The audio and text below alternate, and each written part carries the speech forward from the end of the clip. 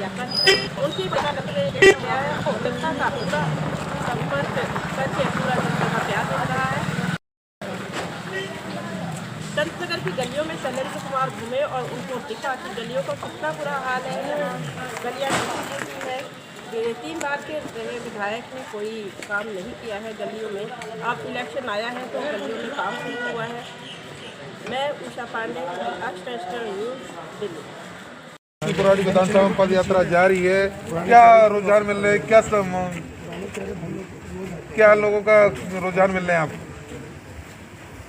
काफ़ी दिनों से पद यात्रा जारी है और सबसे ये बात ये है कि इस कड़ाके के ठंड में भी जब लोग घरों में अलाव सेक रहे हैं, जब लोगों में घरों में शीतलहर जैसा प्रकोप है, घरों में है, तभी हमारी पार्टी, हमारे कार्यकर्ता, हमारे लोग सड़कों पे है। और सबसे बड़ी बात है कि यहाँ की जो गलियों की, अभी हम संत नगर में हैं, संत नगर में गलियों की जो स्थिति है वो काफ़ी शर्मनाक है। रात में अगर किसी के साथ कोई हादसा हो जाए, कोई हमारी बहन बेटी का तबीयत ख़राब हो जाए या कोई प्रेग्नेंट हो, हॉस्पिटल जाना हो, तो ऐसी स्थिति है कि वो घर से निकल भी नहीं सकता। बहुत ही शर्मनाक है। इसकी कितनी भी भर्त्सना की जाए कम है। 3 बार विधायक रहने के बाद, 3 बार यहाँ के विधायक रहने के बाद 3 बार इनकी सरकार रही है, इसके बावजूद भी आज भी नारकीय स्थिति है पूरे बुराड़ी में। मैं समझता हूँ कि नैतिकता के आधार पर जिस तरह से वो लोगों को रेवड़िया बांट रहे हैं, रेवड़िया बांटने के बजाय उनको बुराड़ी ही नहीं पूरा दिल्ली छोड़ देना चाहिए।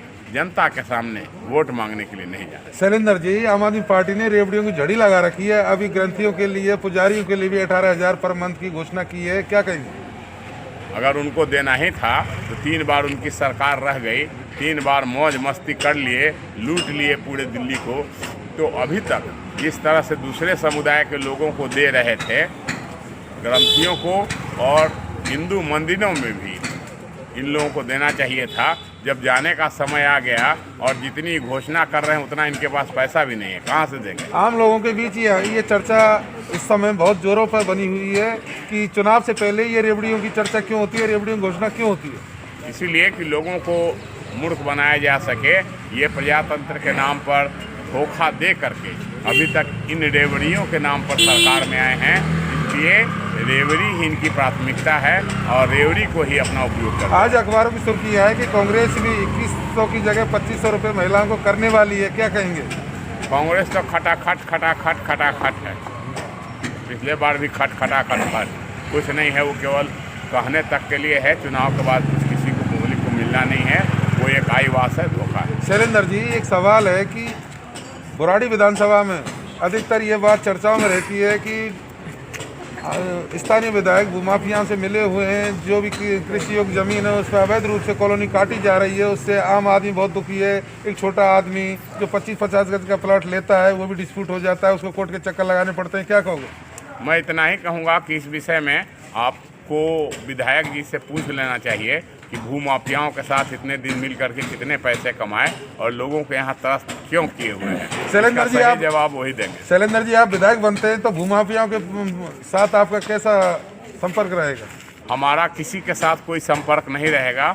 हमारा न्याय के साथ विकास होगा। जो न्याय के साथ यहाँ काम करेगा, न्याय के साथ जो बुराड़ी का विकास करेगा, मैं बुराड़ी में ही 24 घंटा रहकर यहाँ का विकास करूँगा, काम करूँगा। इस पर विश्वास करता हूँ।